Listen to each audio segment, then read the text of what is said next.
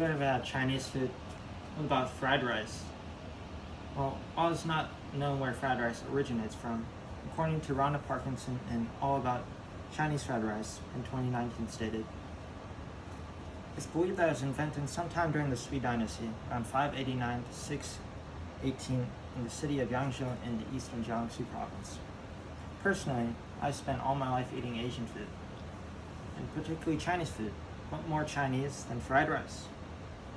Which is why today I'd like to inform you how to make successful fried rice, which involves gathering ingredients, finding the recipe, and cooking the dish.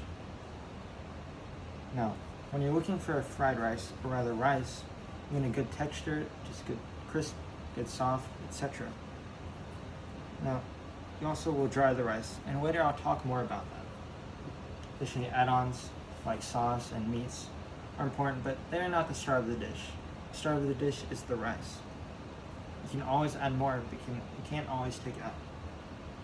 So our recipe at hand calls for 2 cups of rice, 1 large egg, 2 medium cloves of garlic minced, or 3, fresh peas and carrots, like 4 ounces of carrots, 3 ounces of peas, or fresh or frozen, 2 scallions thinly sliced, 4 ounces of a small onion, which is finely chopped, 2 tablespoons of canola oil, a teaspoon of soy sauce, a teaspoon of sesame oil, and salt and black pepper or white pepper to taste.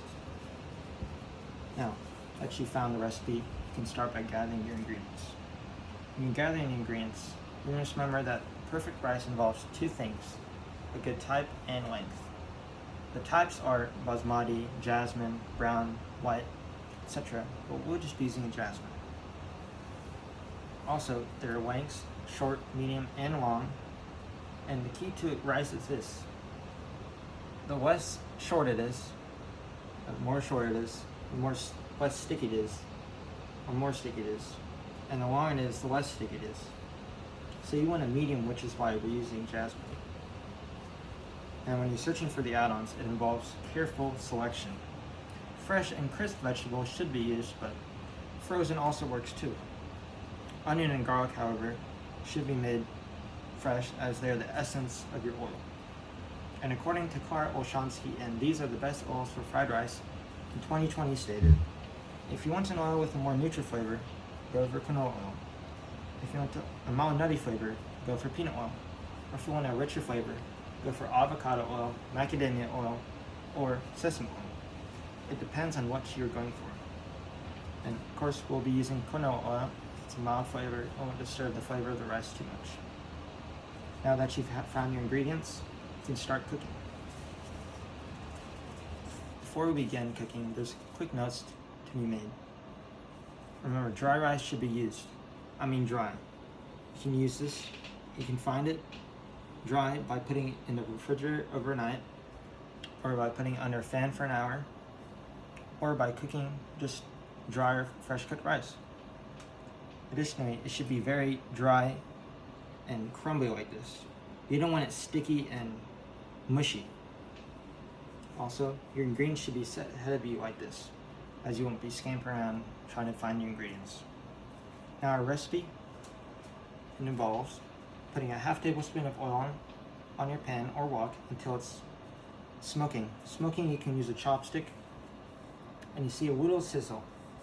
Now, after that, you can add half of your rice and cook that for around 3 minutes until it's lightly browned and seasoned.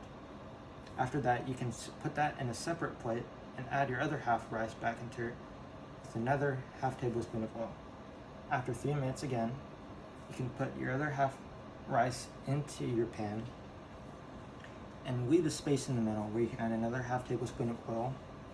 And after that, you'll be adding your onions, scallions, and garlic until fragrant, just around 1 minute.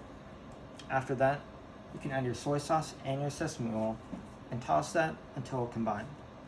After that, you want to add your final half tablespoon of oil, and then you're going to add your egg. And you want your egg to be scrambled, so you'll be mixing it just lightly until it's cooked and broken into small bits. After that, you can add your peas and carrots, until lightly thawed or lightly cooked. And you're done. Enjoy. This is what you would have. Now, today was only the first day of cooking fried rice, and that's no problem. And the fried rice journey involves many things, but simplicity is sometimes best. The cook, can add more to whatever you want. In conclusion, just because we made known of just gathering the ingredients, finding the recipe, and cooking the dish, you can do much more. As Mitch Hedberg once said, rice is great if you're really hungry and want 2,000 of something. Thank you and have a rice day. Yay!